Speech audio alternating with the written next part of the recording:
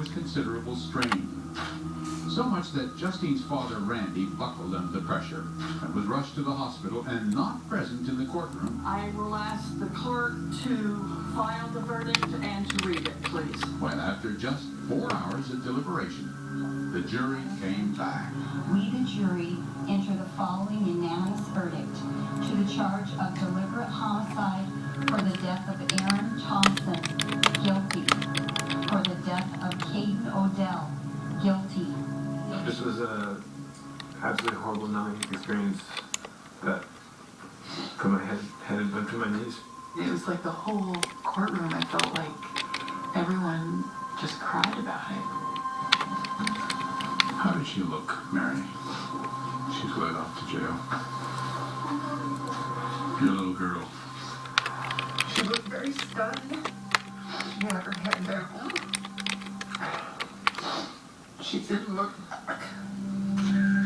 Just a week after that verdict, Justine Winter marked her 18th birthday in a jail cell. And then came sentencing day. And everyone wondered, would Justine finally tell Aaron's husband and family what they desperately wanted to hear?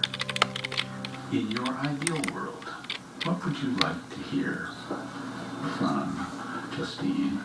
To be sorry for what she took from us, because it was huge. But just before sentencing, the family received this, a statement written by Justine.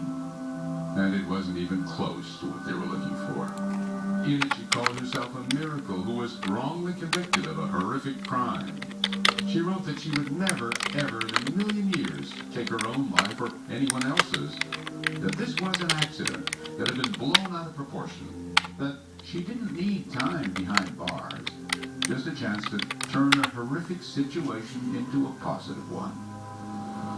And so with this statement in mind, the family of Aaron and Caden took the stand to have their own say.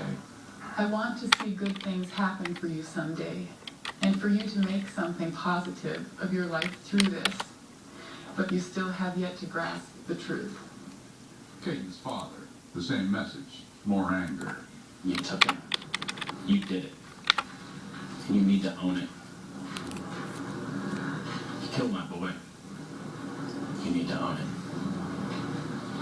And finally, Caden's stepfather, Jason, the elementary school counselor, first displaying compassion, then a rare stream of venom aimed at Justine's defense team, the attorneys battle and stuff.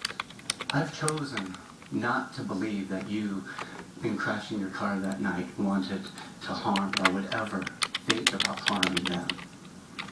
But it has been very, very, very difficult to hold on to that thought, given that you've been led by these two men and influenced by them to not do what is most important in all of this, and is show and demonstrate to us that you are sorry for having taken them. Nothing is more appropriate, and we would have embraced you from the moment I laid eyes on you and accept your apology.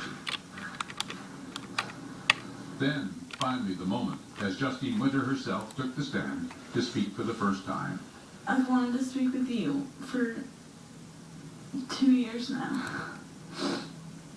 I've wanted to let you guys know that my heart goes out to you. And as every single one of you came up here today,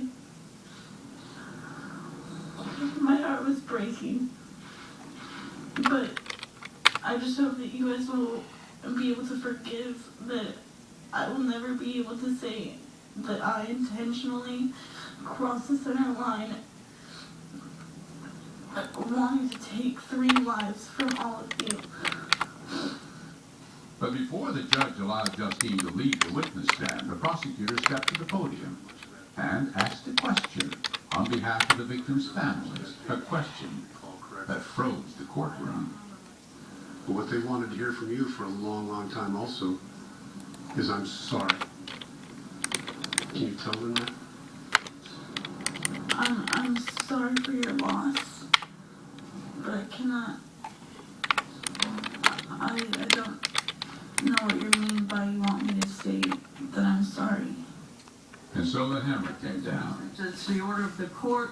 The defendant is committed for a period of